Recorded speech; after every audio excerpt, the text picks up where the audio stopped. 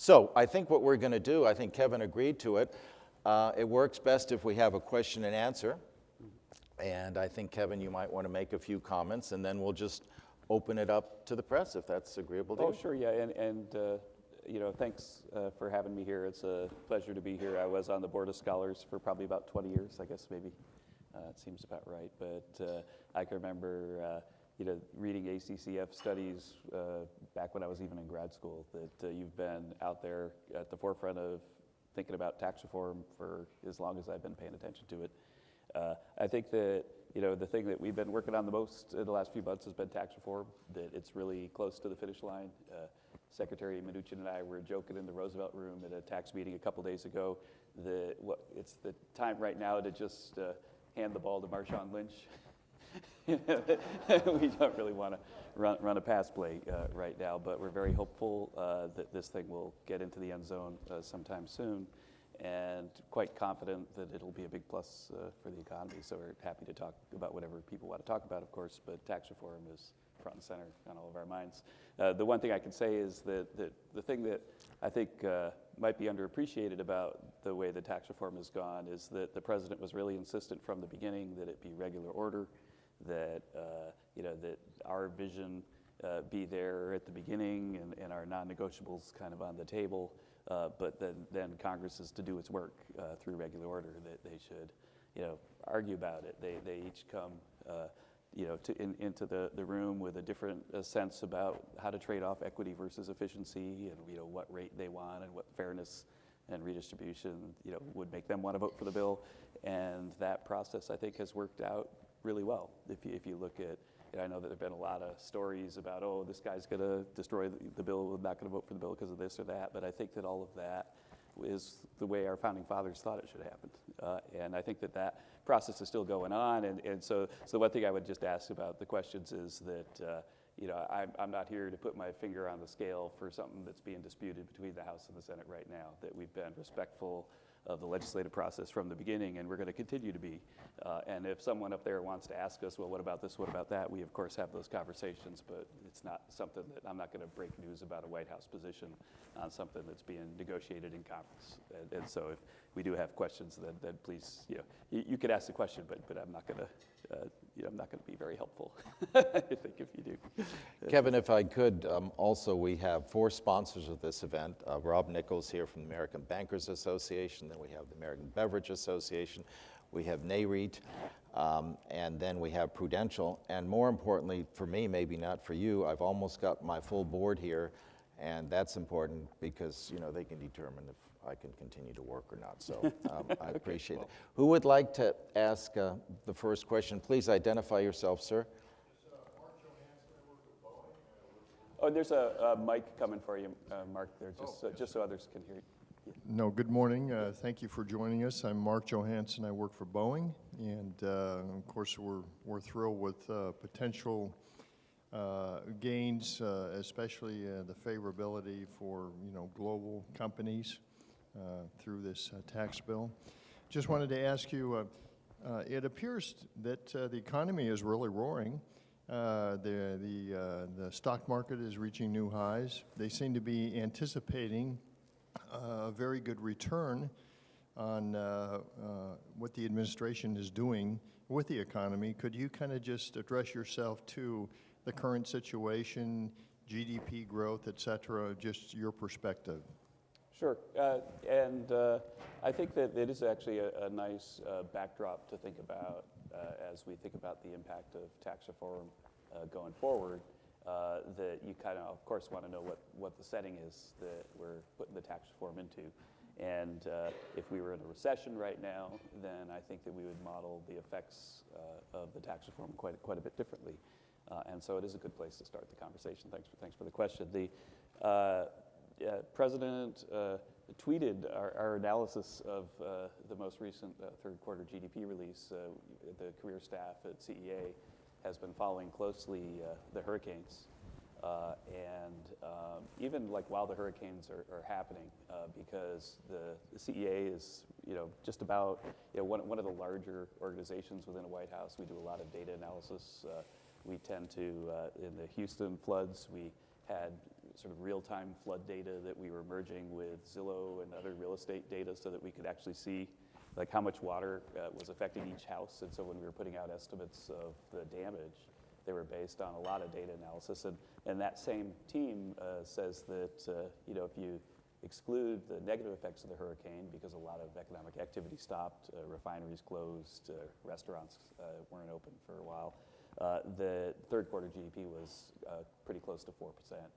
And the interesting thing about hurricane effects on quarterly growth is that there tends to be a sort of a rebound that can be quite large and that isn't necessarily good news in the sense that if you break a window and then you replace the window, then it shows up as GDP when you're putting the window in. So the point is just that fourth quarter probably will have more growth because of the hurricane, not less. And so we are going into next year with a good deal of momentum that's probably averaged over the last 3 quarters of the year at around 3%. I think that the first 3% quarter we have to underweight a little bit because there were some weird weather things in the first and second quarter that made the first quarter lower and the second quarter higher. But the fact is that we're going in at about 3%, and we're doing that from a position of a long, slow recovery that has driven the sort of top line unemployment rate down close to what economists think of as being full employment. And so in U.S. history, what typically happens is that if a recovery keeps going at this kind of late date in the recovery, then you start to see a lot of progress made on income inequality. You start to see people who have been separated from the workforce re-enter, and low and moderate income people see their wages. People are competing for them more, and they see their wages go up more. And so if you think back to the times when we've made a lot of progress, the economy's made a lot of progress on income inequality, it's tended to be at times when labor markets are tight, and then wages start to pop because of it. And you can definitely see pockets of the country where this stuff is happening. That Colorado has about half an unemployed worker per job listing. And so, if you look at wage growth out there, then you can really start to see it happening. And so against that backdrop, if we insert this tax reform now, then we have to and think about the effects on the typical American family, American worker. Then if we acknowledge that process, we can see that what usually happens in the recovery is that when the unemployment rate's 8%, then if a firm wants to expand, then it's really easy to find a worker. And so they bring in a worker. But now, if you want to expand, and I think with the growth numbers that we talked about, firms are really going to want to expand. They're going to want to bring their activity home from abroad, and so on. Then you really have to increase the productivity of your workers by investing in capital deepening at your firm. And so precisely at the moment where I think that social justice arguments would imply that it's really crucial that the recovery continue, because this is the point in economic history where we usually make a lot of progress. To have a big reduction in the tax on capital formation is a recipe for really healthy wage growth.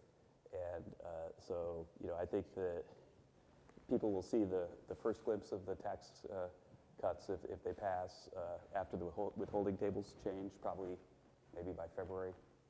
Everybody's take-home pay is going to go up. But the second round is going to be all the capital formation that comes home that's going to precisely at the right time in economic history drive up productivity and wage growth. Are you going to be the one who calls? Yeah, why don't I, because, sir, could you please identify yourself? Arthur Weiss, American University. Yes, I would be interested to hear how you see trade policy evolving in the administration. Thank you. Yeah, thanks. So it's interesting to wind back and mention what the role of the Council of Economic Advisors is. It was created in the 1946 Employment Act, I think as part of a kind of retrospective on the Depression and what could have been done better. And it's really a special privilege to be there and an honor to participate in what the CEA does, which is provide objective advice to the president on the economic impact of the decisions that he has to make. And it's a very unusual design for a large government agency in that just about everybody at CEA is a professor on leave from someplace for a year or two. And I'm happy to report that even though things being the way they are, that my confirmation took a little longer than it has for other CEA chairs because confirmations were moving slower, that we were able to recruit a big group of economists from the University of Tennessee, from Texas Tech. We've got 2 people from Oxford who provide objective advice to the president. And so if there's an economic principles meeting, then the CEA chair is there doing that. And so while I don't have any authority over regulatory policy or trade policy, that I've been participating, since I've been there in the discussions. And, I think that that the president's right, that if you look at our trade deals, that we've made a lot of pretty strange deals. Erwin Stelzer, an old friend of mine from the American Enterprise Institute, wrote a really interesting column a couple of weeks ago about just how U.S. autos sold in China are treated versus how Chinese autos sold in the U.S. would be treated, and the asymmetry of that. And I think that there's a lot of hope that moving towards reciprocity, moving towards more symmetrical trade deals could be a big plus for the economy. I think that there's a lot of stuff ongoing, a lot of policies, a lot of attempts to make things more symmetrical. And I think that the idea that removing distortions would be a positive isn't really controversial amongst economists. Let me see, the media, who are you? Mark.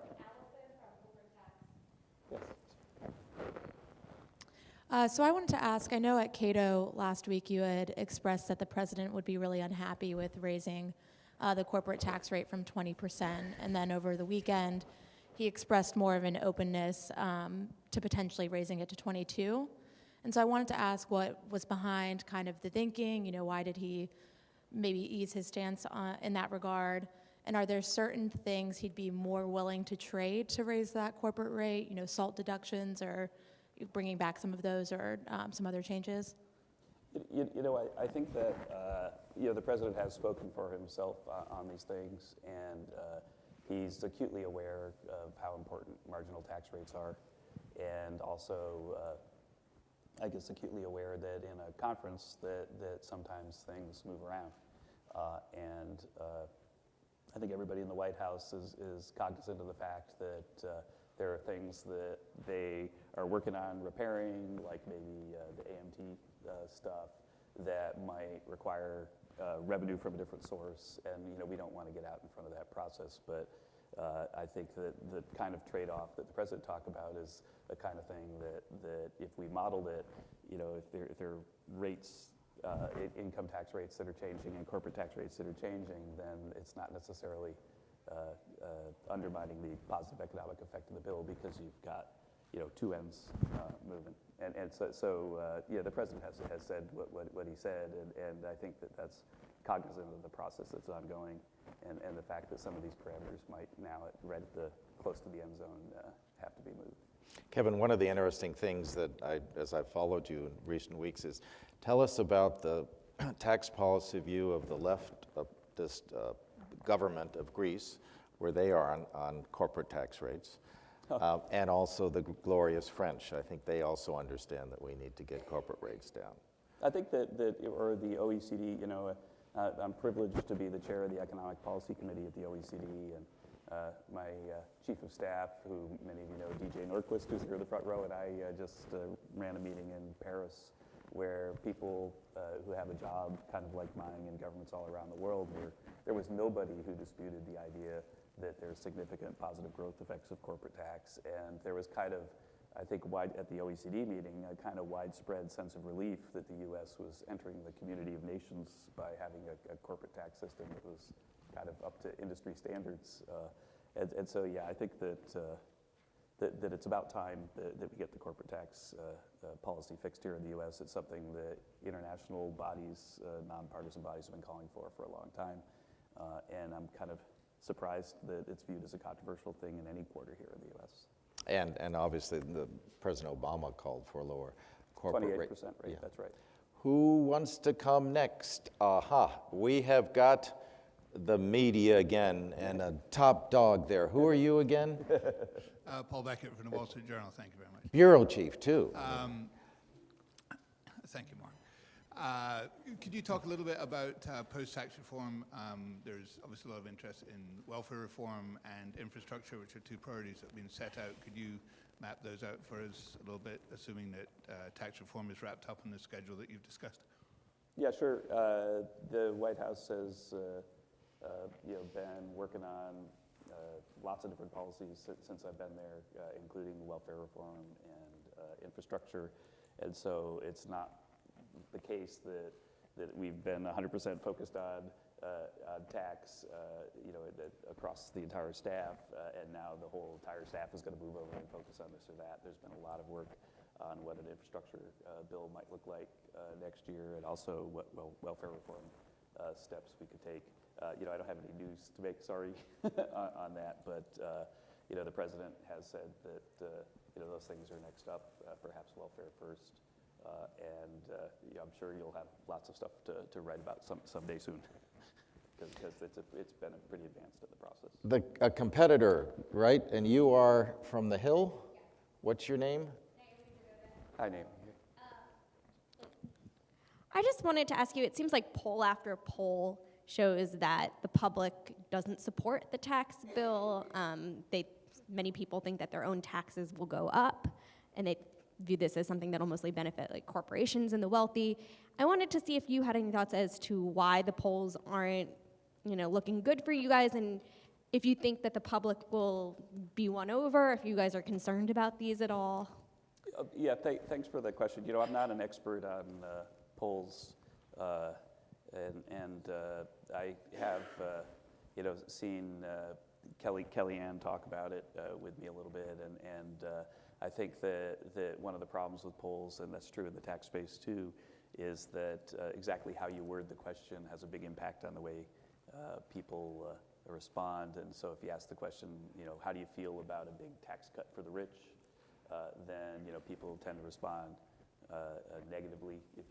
But if you say, do you think that we should make the U.S. more competitive, then people would respond favorably and so on. And so I for one don't show up every day and wonder about how are we going to move the polls. And I think that for tax reform, the poll that mattered is that the American people knew that President Trump wanted to do this, and they voted for him. And as a scholar of tax policy, I was taking Alan Auerbach's class at the University of Pennsylvania on taxes in graduate school in 1986. The thing I can tell you that the 86 Act is kind of an exception, that most of the time big policy changes happen when a president runs for office with an agenda, and then is elected, and then feels that he has a mandate to pursue that agenda. And I think the fact that President Trump was elected and had talked a lot about a tax reform like the thing that we're doing means that that's sort of the normal historical process that we're seeing right now.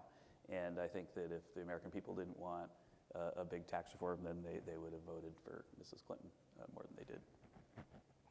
How about if we just step aside from these questions, which are very timely, to a broader one? I read with great interest your comments at TPC about Arthur Oken and the buckets and inefficiency versus equality. I think that for those who don't know that, I think that would be a nice... Oh, sure. Well, yeah. Arthur Oken was a CEA chair. He's, probably, not to diminish the others, the greatest, and a person who really should still be with us. He died an untimely death in his early 50s of a heart attack, I guess. But we miss him. He's a thought leader, and his book, it's equality and efficiency, yes. The big trade-off. Yeah, the trade-off. Equity and efficiency. That it's what everybody who studies economics should start with when they're thinking about tax policy. And the idea is that a wealthy society needs to pay close attention to the welfare of those who are less well off. But that when you move resources to them, then in a bucket, then inevitably there are leaks in the bucket. If you have a really high marginal tax rate on business income, because businesses are owned by wealthy people, then you're going to diminish business activity, and that efficiency loss is something that is the trade-off for redistribution. And I think that thinking rationally about the distributional impact of tax policy is something that Oken taught us it's really, really important to do. And in my remarks at the Tax Policy Center, I was just saying that I thought that that in some quarters it seems like we've wandered into this world where we can ignore the leaks in the bucket and just focus only on static scores of changes in marginal rates. And I think that that's not appropriate. And I think that if you go back even to my opening discussion of this sort of crucial moment in economic history where wage growth normally would start to pick up, and that if we have a big stimulus of capital formation at this time, it'll have a big effect on inequality, that's an example of the way that I think that Art Oken would want us to discuss these issues. And for the media table there, don't worry about cost of capital calculations. Just remember, their buckets do leak, and those who don't think there's an impact on growth don't understand that buckets are leaking. You, sir, are? I'm Steve Matthews with Bloomberg. Oh, hey, Steve. You mentioned the corporate AMT fix. The Senate bill, I believe, has corporate AMT at 20%. Is that a problem? I think that's something for them to work out, but I've been reading Bloomberg and Wall Street Journal about what's going on, just as you have. Yes, I think we've got a regional media here. Are you from a salt state or not? Not. Deborah Saunders with the Las Vegas Review-Journal. Mm-hmm. I'm thinking of my year-end story. So what are the three most important things that you think President Trump has done to stimulate the economy? Oh, sure, thanks. And formerly of San Francisco, right? That Deborah, yes. I think that the economy is picking up in part because there are tailwinds of the global economy. If you look at the EU has ratcheted up their growth forecasts. The OECD has ratcheted up their growth forecasts. But I think that a lot of the growth that we talked about that we see this year is attributable to things that the president has already done. I think that the first thing, and you can see that in the business confidence, the first thing that has had an immediate effect is deregulation. And I think that deregulation sort of can come at the economy two ways. One is you take old regulations and rewrite them, something that's been aggressively pursued by this administration, and then that sort of removes a straitjacket on growth. But the second thing that you can do is just slow the creation of new regulations. And that's something that's also happened. And I think that if we were running a business, then if the government suddenly gave us a new regulation that we had to adhere to, then we'd have to hire lawyers and study, well, how are we going to do this? And it can be really quite costly and distracting for businesses to respond to new regulations. And I think that the fact that new regulations have slowed down to almost zero, and that's taken a lot of pressure off of businesses. Doug Holtz-Eakin's think tank put out a study last summer that said already by the summer 6 million fewer man hours were spent complying with new regulations. And so I think, so thing one is I think that deregulation is one reason why I think that confidence is so high. I think that thing two is the aggressive pursuit of tax reform has clearly been factored into markets. I think if you cut the corporate rate a good deal, then that has an impact on the after-tax cash flow for firms. And I think that the reduction of the corporate rate is probably priced about 80% into markets now, something like that. And that that anticipatory effect I think began when it became clear maybe a few months ago that this tax bill was really serious. But I think that those are the two big things that have happened this year, and so we could start to go through the next set of things that the president's done. But I think I'd stop with two. That one of the founders of the American Council for Capital Formation, an early board member, was Murray Wiedenbaum. And for those who don't know, but Murray Wiedenbaum did some of the first cost-benefit analysis of regulations. And at one of our salons, I brought his first book, which was about this thin in terms of regulations and where we are now. And I don't think that's been appreciated enough in terms of what the president has done. We've just, speaking about reports, we issued one, Tim, what is it, yesterday on 10 lessons or goals for regulatory reform. And John Graham was kind enough to write the introduction.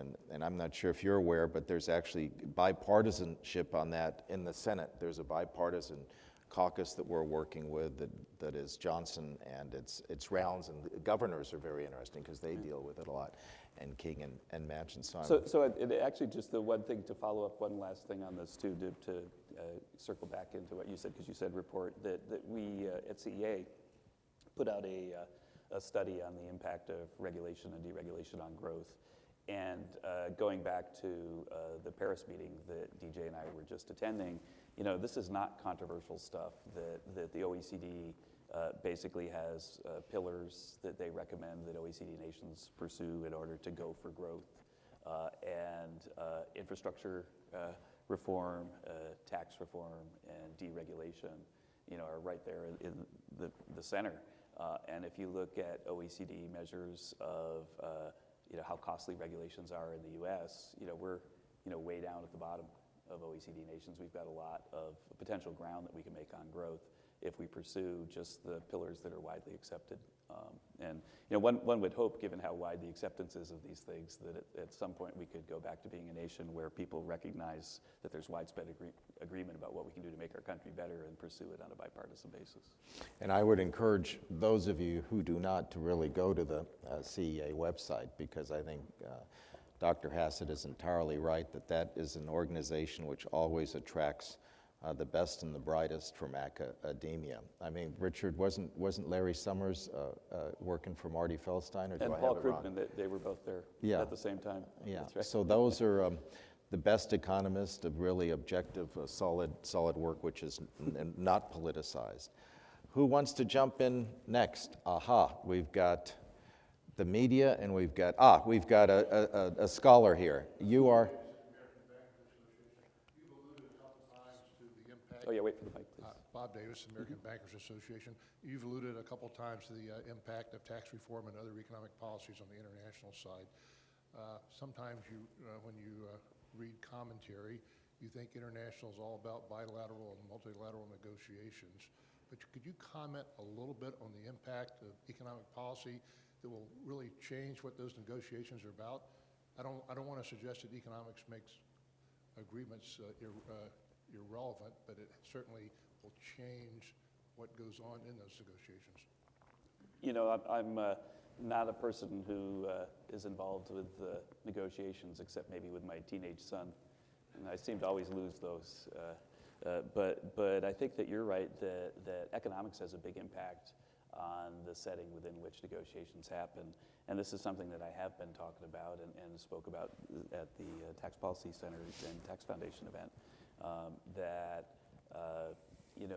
as an example, this tax reform that could lower the rate and put guardrails around the corporate tax system so it's more of a territorial system, that it could potentially have a major impact on economic growth and also on the trade deficit, because there's a National Bureau of Economic Research study that came out in the spring also has two co-authors who are at the BEA.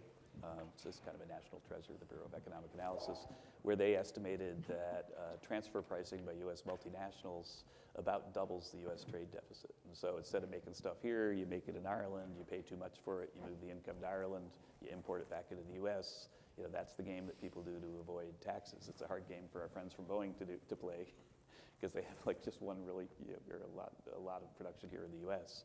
But if we get the rate down, then there's going to be a lot less of that activity, and you wonder, well, how important could that be for thinking about the trade deficit? Well, the trade deficit's about doubled because of transfer pricing.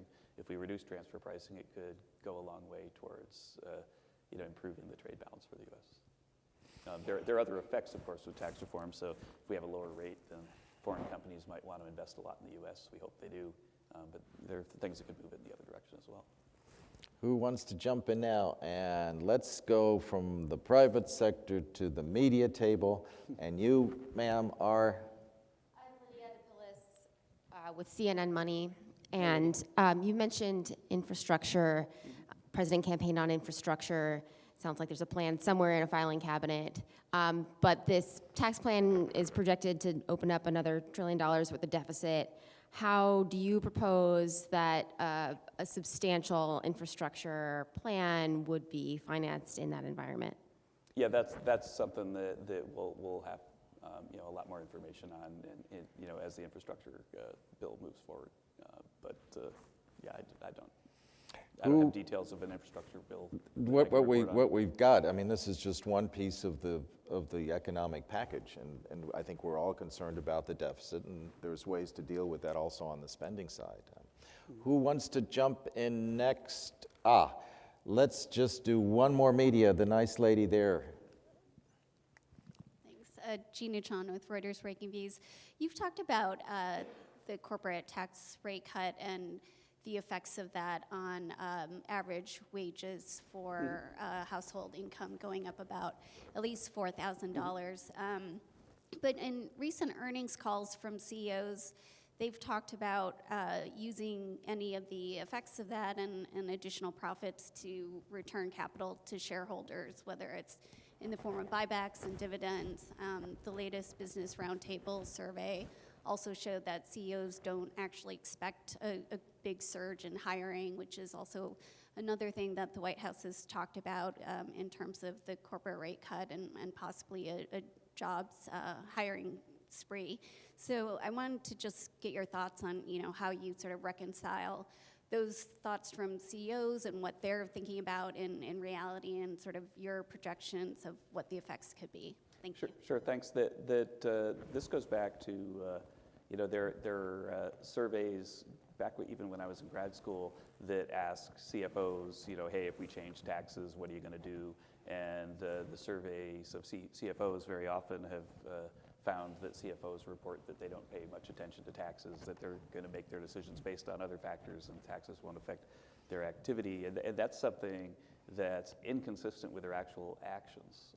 So that if you look at how tax policy has impacted things like capital formation over time, there's a massive literature, and one of my early pieces co-authored with Glenn Hubbard is the Brookings papers that looks at how we should think about how capital formation responds to taxes. And in the data, you can see that they do respond quite a bit. But when you ask them, they very often sort of imply that they don't, which is kind of a puzzle to economists.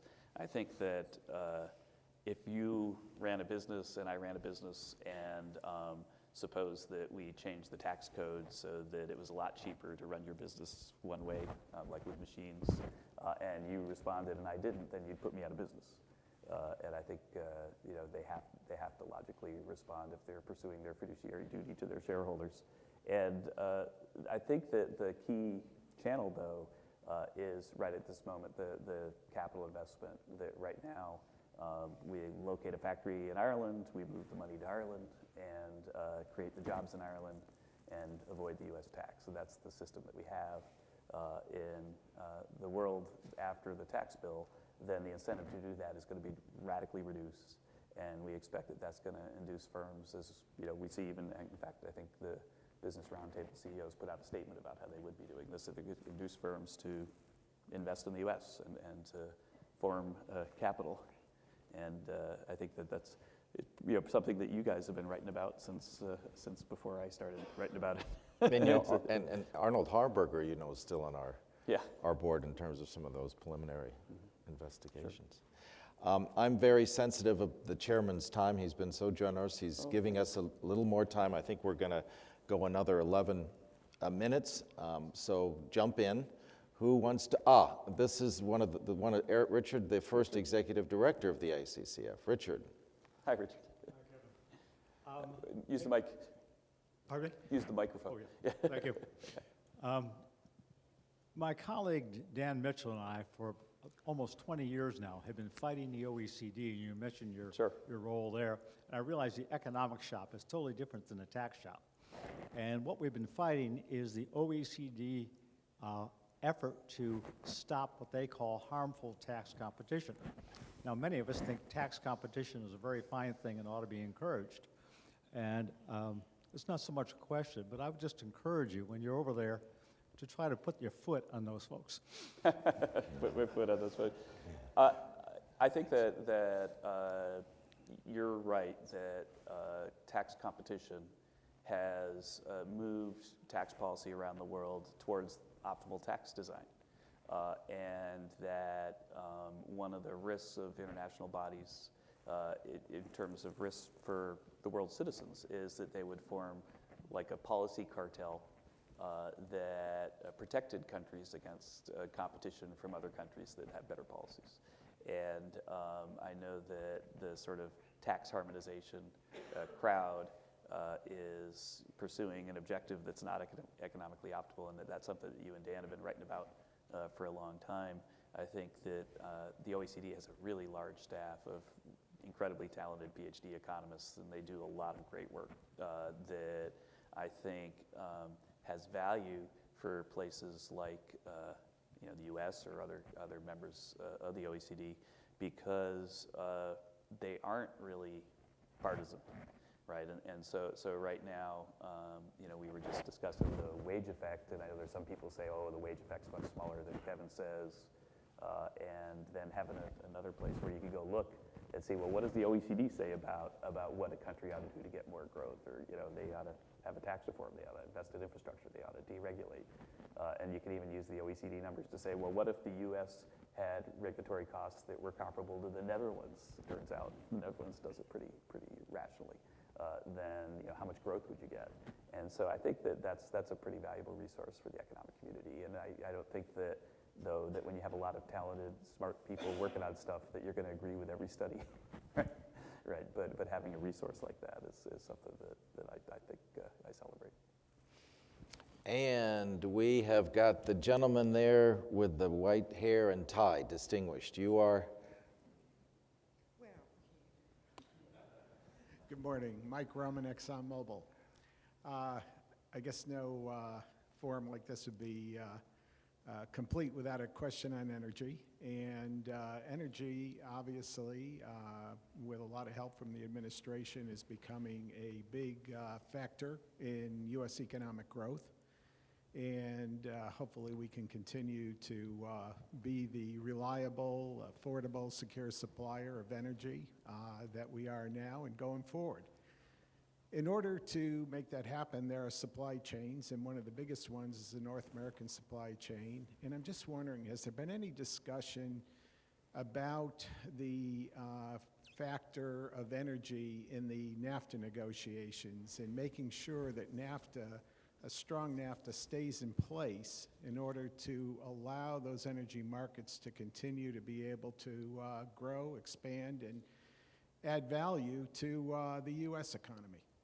I'm not participating in the NAFTA negotiations. I know everybody's, there is an administration official who's acutely aware of how energy supply chains work, right, the cabinet member. But if you have questions about what's going on in the NAFTA negotiations, I'd ask you to address Bob Lighthizer. He's the one who's managing that. Rich Powell.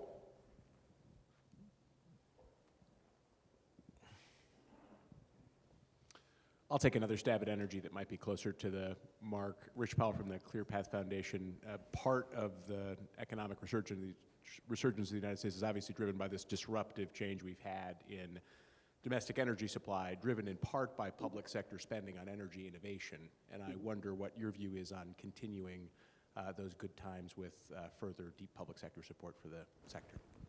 I've not been involved in discussions of changes in public sector attitude towards this. I think that it's obvious that there's been a revolution in the energy sector that's been really good for the U.S. economy, and that if you just look at the data and the output data, you can see that there's a lot of good stuff happening, and that it's the intent of everybody that is in that part of the cabinet to make those factors continue. Yeah, I've not been specifically involved in the conversation about that. One of the, to me, intellectually intriguing challenges is, you remember the debate about who created that? And the president at that time said, well, you need roads and all of that. And people on the right said, well, wait a minute, you need entrepreneurship. And then the question becomes, well, who created the computer? And I understand it wasn't Al Gore, but DARPA played a role. Sure. And you've got ARPA-E, which provides the lab. So obviously we don't want a Solyndra, but I think a conservative case can be made for some public role in NIH or energy and that. Have you given that some thought? Well, it's not, so this is just Kevin, yes, the economist, but I've certainly written about this over the years, and there is a lot of research that suggests that R&D spending has a big positive external effect, and the idea is that if I discover something, then it helps somebody else discover something. But the value of the secondary discovery won't go 100% to me, because it's like I wrote about this and then I gave you the idea, and then you wrote about something even better. And so that so when the social return to something is a lot higher than the private return, then that's an argument for subsidies and things like that. And I've definitely written a lot about that over the years. Okay, who has something? Yes, let's go to somebody who hasn't asked a question yet. I can call on you if you'd like. No, I won't do that. Somebody over here. Oh, I'm sorry. Forgive me. Could you identify yourself? David Isaacs with the Semiconductor Industry Association. And the question I was going to ask was just the topic that was being discussed was the importance of federal investments in basic research. Our industry invests on average 20% of revenue into R&D, among the highest of any sector. But we very much rely on federal investments in basic research at universities and national labs, and we think that that has helped our technology leadership, our national security, and importantly, it builds the pipeline of talent that then we can hire. So just want to get your thoughts on your thoughts and the administration's thinking on maintaining those investments as we're heading into debates on the budget.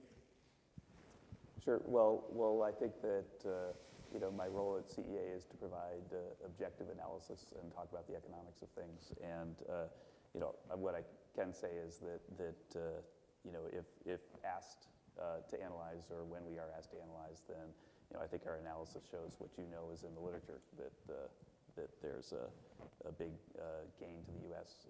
from our thought leadership that is centered on the universities and the centers of learning. And so I'm sure that would be a major factor in people's thinking as they move forward and think about budget issues next year. It's almost the closing time. Who wants to do the finale question? If not, I'm sorry, sir. Your name? I'm Chris Hassler with Synthetics, a small firm here in D.C. I'm interested in how you see the repatriation of earnings and how they will be applied as a stimulus. Sure.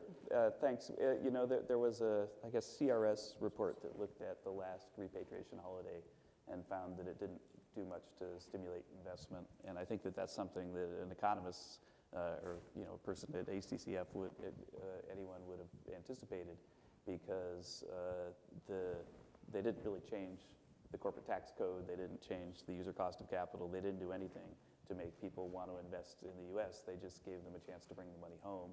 The firms that were bringing the money home had a lot of money, right? That's why they were bringing the money. They had money to bring home, and so they weren't. It's not like they didn't have access to capital markets and couldn't invest in the U.S. because the money was somewhere else.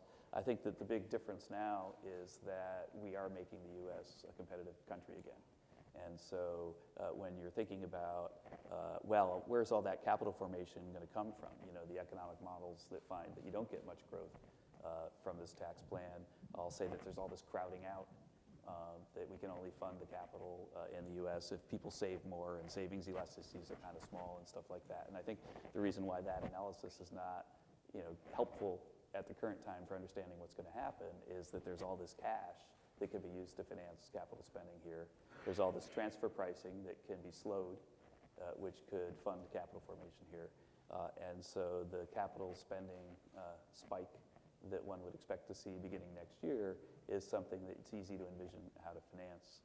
In our CEA economic report on the growth effects of the corporate side of the tax bill, we go into these channels in a great deal of detail, and it's very, again, easy to think about how the capital spending boom that we expect in the U.S. Can be financed, in part because this money is over there. But it is true that the last time they had a holiday, it didn't do much for capital spending, and I think that economic theory explains why.